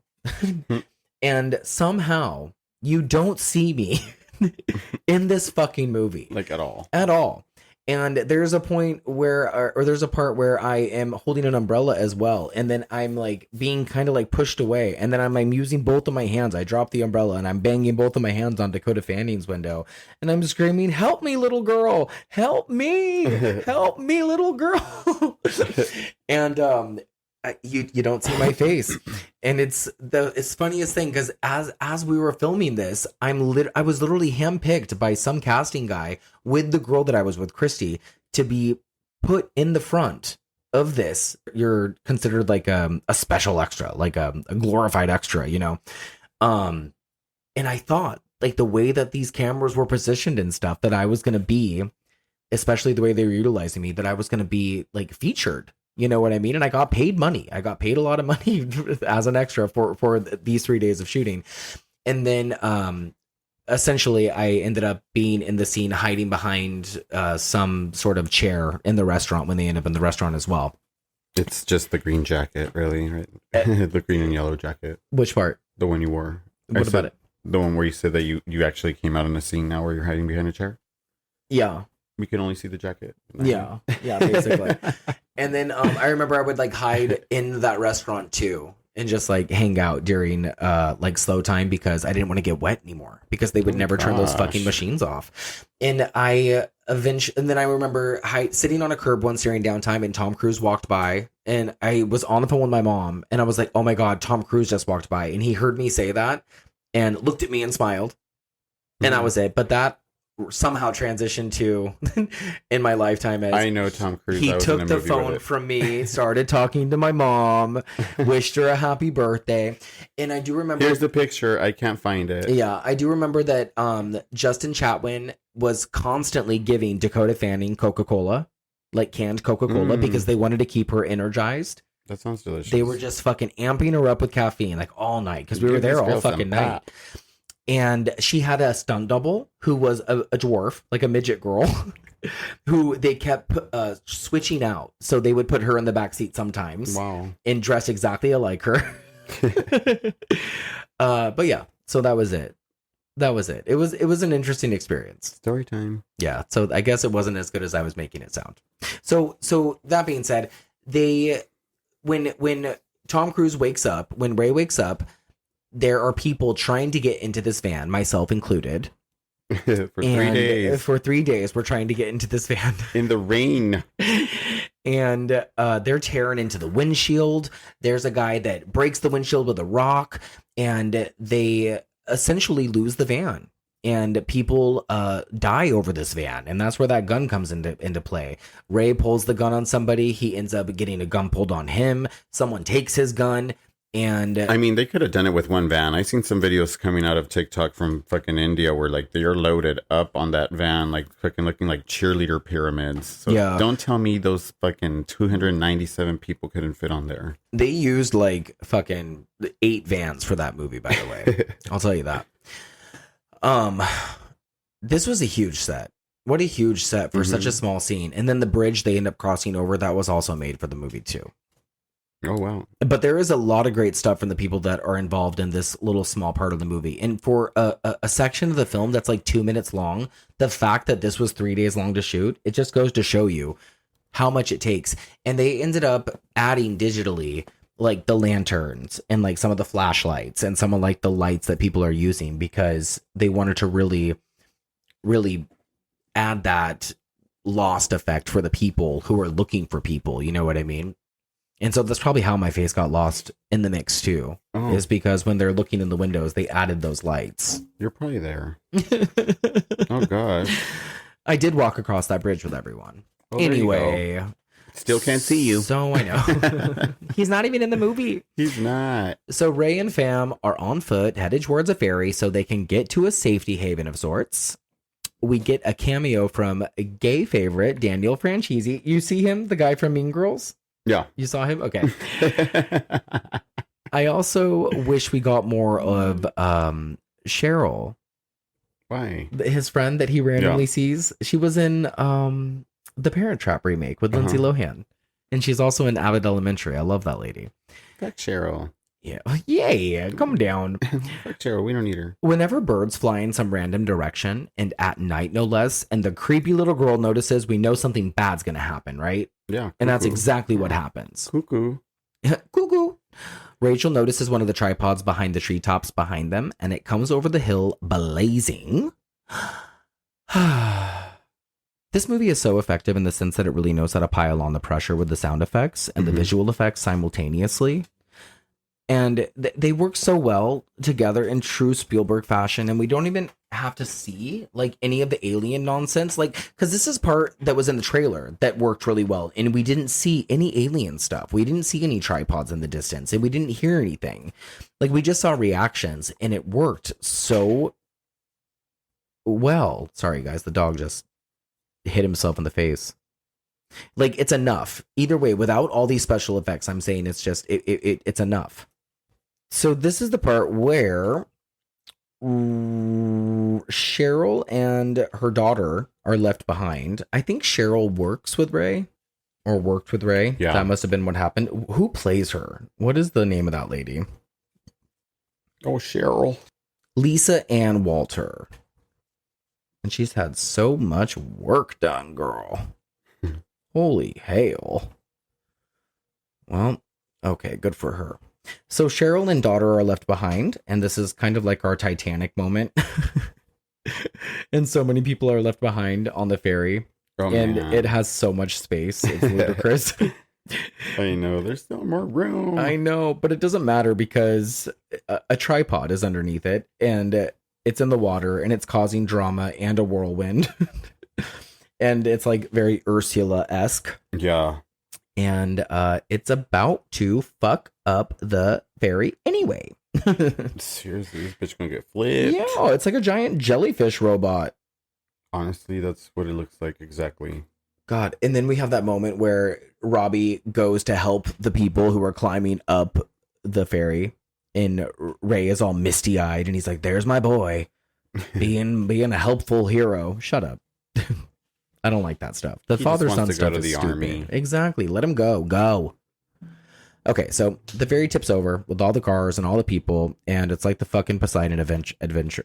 It's like the fucking Poseidon adventure. I can't say that. Poseidon. Thank you. Poseidon. Poseidon. And this part really tripped me out because I don't remember it at all. Like when they're in the water trying to swim away from the ferry, and they're so close to that fucking propeller. Yeah. Holy shit.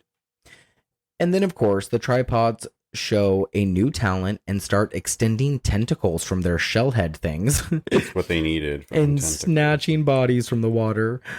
And I don't know, are they eating them yet? They're doing something. They're hoarding them, right? Well, no, they eat them like gasoline. What? Like, it's what keeps them moving. Like, they eat a human and the machine keeps moving. Oh, I don't like it. It's like oil, yeah. That's nuts. So the family gets to the rocky shore where it's pouring rain, and there's alarms blaring in the distance, and we get a vision for sore eyes everywhere. Tripods. Everywhere. In the water. Over on the mountains. It is... Jurassic Park. It's like Jurassic Park, but with tripods. Yeah. And they're just snatching people up left and right, and they're torching people and disintegrating people. And in the next bit is visually the most stunning piece of cinema that you might see in a movie like this. So the rain has stopped, but now as Ray and Rachel and Robbie are running through the forest, there are articles of clothing falling from the sky.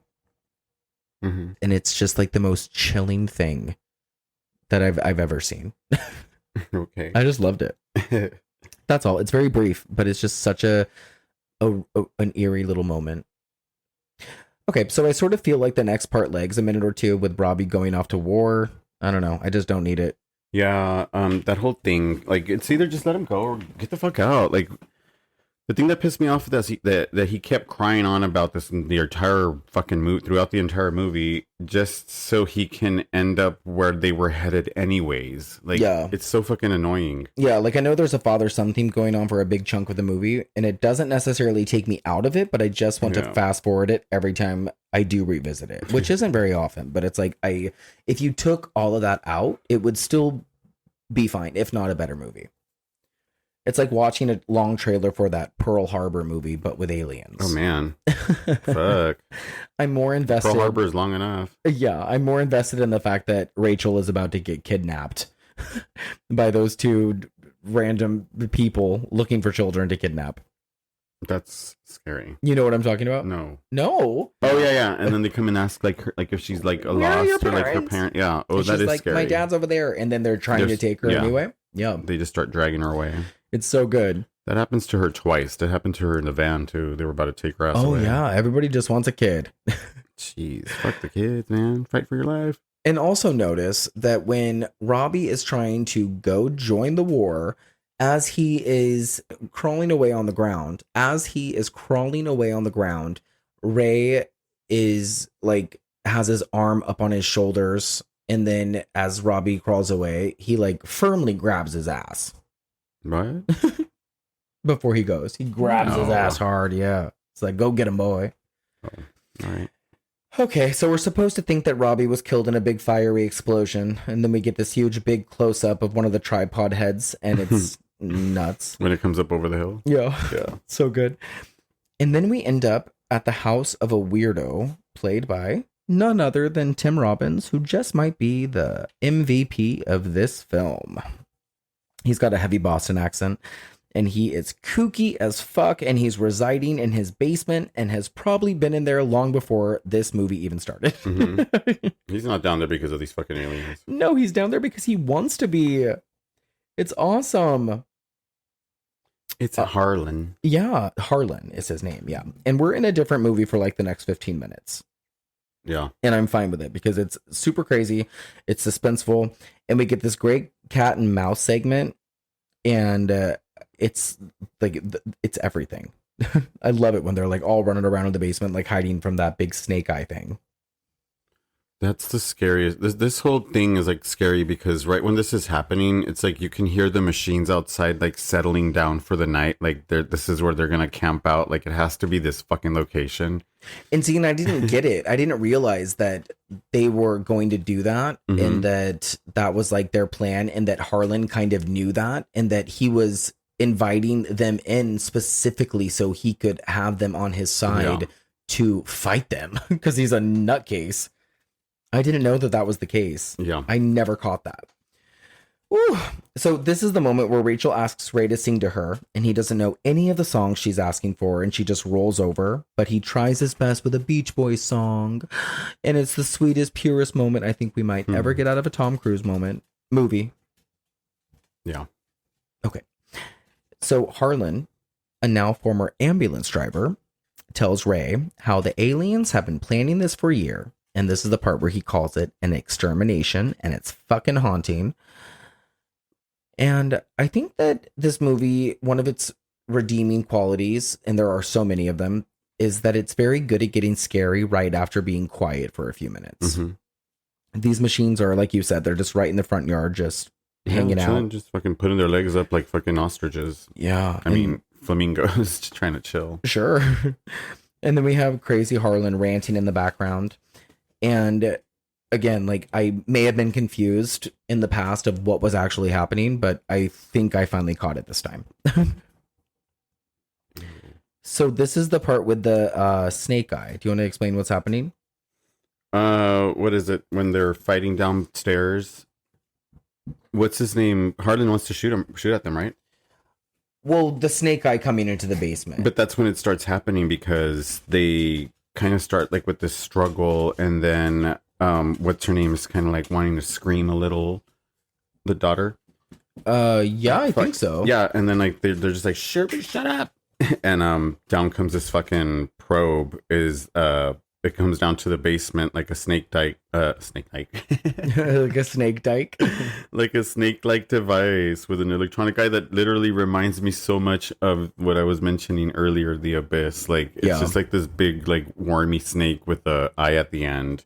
And it's sent down to the basement to verify what the fuck is happening. Yeah. And, you know, it kind of misses everybody because they kind of hide behind the shadows of what's underneath the basement. It's kind of cool. Yeah, I like it when the mirror is set up and then it finds its own reflection and it's looking at it. It's like the smartest thing. I love how everything is happening and they're so quiet as it's happening, but we're watching as the audience. Yeah. And we just see them like behind the scenes, like running this way, running that way, trying to hide from the eye. And then he grabs the mirror and puts it forward and they all run behind it. But they're very quiet. See, in a horror movie, that's when the woman is trying to find something to protect herself from the knife, picks up the knife drawer just in time for the knife to stab her. To stab the knife drawer, you know. So eventually, an actual alien comes down to do some searching, and it's exactly what we think an alien would look like in a movie like this. And it's smart how at first they use shadows and then the ripples of the water before they give us any sort of CGI bullshit. But either way, the CGI is just fine.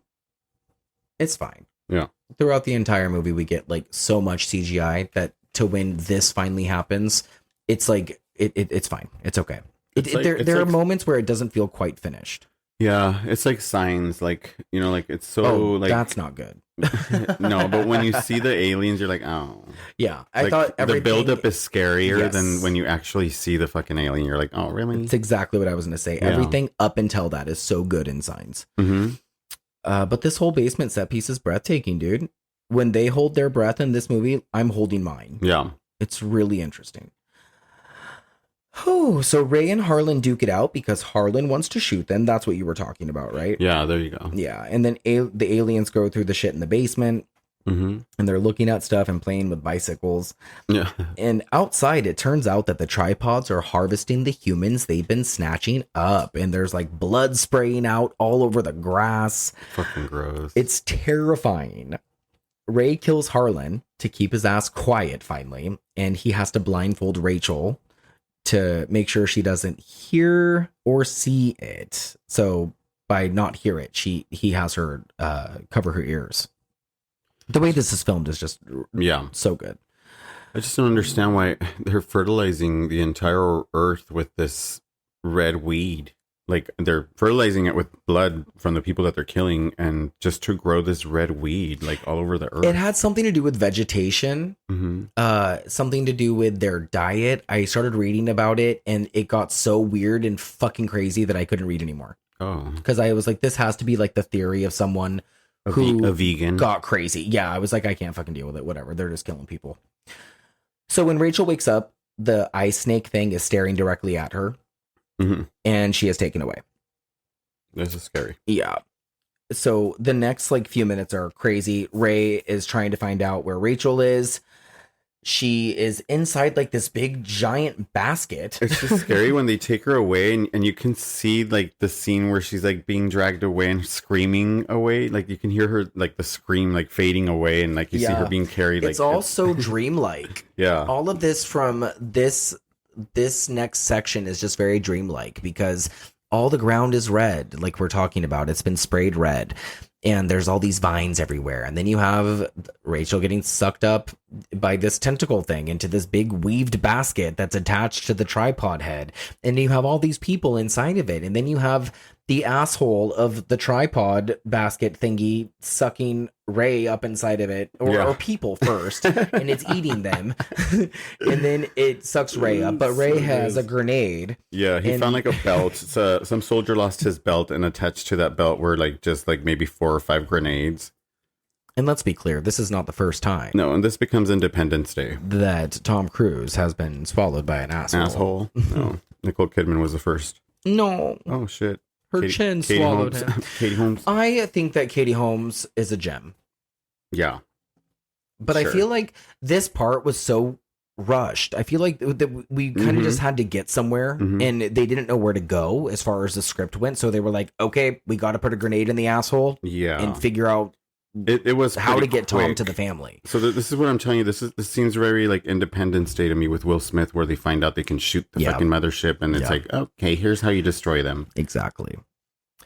So as Ray and Rachel leave the scene of destruction, we find out that the machines have been dying all over the place since the whole grenade incident, just going erratic, overriding themselves, and falling down and losing control, and nobody can seem to understand why.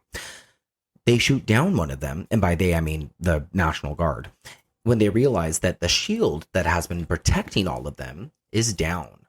They see an alien climb down. No, it's the best scene because Tom Cruise is yelling at the soldier, the birds, they're landing on it. The shield is down. And like the birds are flying towards the robot now, and they're like chilling on top of the robot, like just fucking, landing on it. Oh. And Tom Cruise is like, oh my gosh, like the shield is down because the birds are touching it. Like the birds are landing on the fucking machine. Birds so that's when he's like, shoot them. And then the guard like signals something like the bird is something. And he like, they all start shooting. See, Alex knows better than me. Yeah. I was so into it while I was watching it because I hadn't seen it in so long that my notes were so far in between. I couldn't even get an appropriate. It's hard for me to do like notes while I'm watching the movie because I'm genuinely like just focused on the movie, like watching shit. Yeah. No, I get it. And that's what this was. I did like that the alien had 3 fingers. I like that once it was exposed to the air without its shield, apparently, like it just was like kind of gasping for breath and just died. Yeah. And I really like the end of the movie. I like how Tom and Dakota are just wandering the streets of Boston, and then they finally get to where they're going. They get to the grandparents' house, who are played by the original actors from the original War of the Worlds movie, by the way, from the 50s. And they find out that Robbie actually made it, which who fucking cares? That's what I'm saying. This little motherfucker left them to go to where they were going anyways. Like, you stupid little cum-sucking bastard. Like, how dare you? I love that we just got so mad at Robbie. The fuck? He left them to go to where they were going. Fuck off, Robbie. Fuck off, Robbie. You know what? I have a sound wave for you, Robbie. Eat shit and die, Ricky. Eat shit and live, Bill. Yeah. Yeah. That's how I feel about that. That's gross. And then we get... What? I was going to say, it says gross is like when that hatch opened and all that liquid poured out of that machine. There was a lot of liquid. It was like blood and puke and shit. Gross. And a whole bunch of stuff. But we get the last frame of father, son, and father and son, I think. That's it. Yeah, it's always father and son with Spielberg. Like he let you go. Like your dad let you go. You were asking him so much to like let me go. He actually did it. So you guys are now reunited. Like you guys can actually squash your shit. Like outgrow it so quick because he let you go to the military and you ended up in grandma and grandpa's house. You little pussy bitch. Little pussy bitch. I'm just kidding. No, that's scary. It's scary. Going to war is scary. Hell yeah. I just never would have went in the first place. No. Well, let's be real. But I mean, in his situation, it's like, I understand because there is a lot of kids that kind of feel like they don't belong in a place like home, particularly like parents or step parents are not making these kids feel like humans or just, anybody like that can make a choice is like, these kids want to go to war because they feel like they belong somewhere, and it kind of sucks. Like that's the only reason why they want to go. Yeah. Yeah. God bless all of them. All of them. Each and every one. Yeah. Well, guys, that's War of the Worlds. That is War of the Worlds 2005. I am interested now to see the 1953 movie. I think we should watch it. We have told ourselves that we're going to start watching a lot of older movies, or not a lot of, but more older movies. Yeah. Let's start with Cleopatra's 4-hour movie. Yeah, we are kind of into this whole what is it, Elizabeth Taylor thing right now. Yeah, vintage classics we're gonna go for. So we're gonna put some of those on our list. But yeah, let's get into our Gory Gaydar. What do you think about that? Yeah, let's do it. Let the harvest begin. All right, so on my Gory Gaydar, I think it would be fair for me to give this a solid 4 out of 5 for the performances, the effects, and the chills, because it's a chilling movie. It's a scary, chilling little movie, I think, especially for an alien movie, a Steven Spielberg alien movie. Yeah. It's different, and it's good. That's all. But there's a lot more. There's fucking a lot more movies out there. This is scary for sure. Yeah. And also, I think that, the fact that I got to be a part of it, even in just a sliver of a way. Can you stop already? Is very nice. You were not in it. I know. Damn. My little big fish. I'm Liza Minnelli over here. But no, it's a special movie though. It really is. I understand. You know what? And from beginning to end, first lines to the last lines of this movie, like, in all honesty, if you ripped up the first narration portion of this movie, like where he Morgan Freeman is narrating the beginning part, and then edited everything out and then clipped it to the last words, the final lines that he's saying of this movie, and just made a complete little like short story of that alone, is like worth fucking a score of 5 alone. Yeah. Because those beginning lines to the end lines are so fucking scary. Like, they're so mind-boggling and chilling, as like he uses words like envy and jealous, of the earth, and like we've been being watched like by this alien. Like, that's the scariest fucking thought ever, and that's the way the movie started, and that's the way the movie ended. In all honesty, like, there was no win. Like, we never know what's going to happen in the future. It didn't give us no positive ending. The family found themselves. Yes, that happened, but in all reality, like, that's all that mattered, is family. Well, we won, according to the ending of this movie. We won. Here we are. There's always room for water. There's always room for another round. It's been 20 years. And that's fine. Can you believe it? It's been 20 years since this movie came out. This movie love it. Is going to turn 20 years next year. It's a good fucking movie. It aged well to me. Fuck, dude. It really did. But that's not, guys. That's the end of our little Blockbuster Summer theme. We hope you enjoyed the last 4 weeks with us. We hope you come back next week for our Patreon exclusive commentary on Todd Browning's classic controversial film Freaks. You can thank Alex for that one. Yes. And we look forward to seeing you again. Follow us on the socials.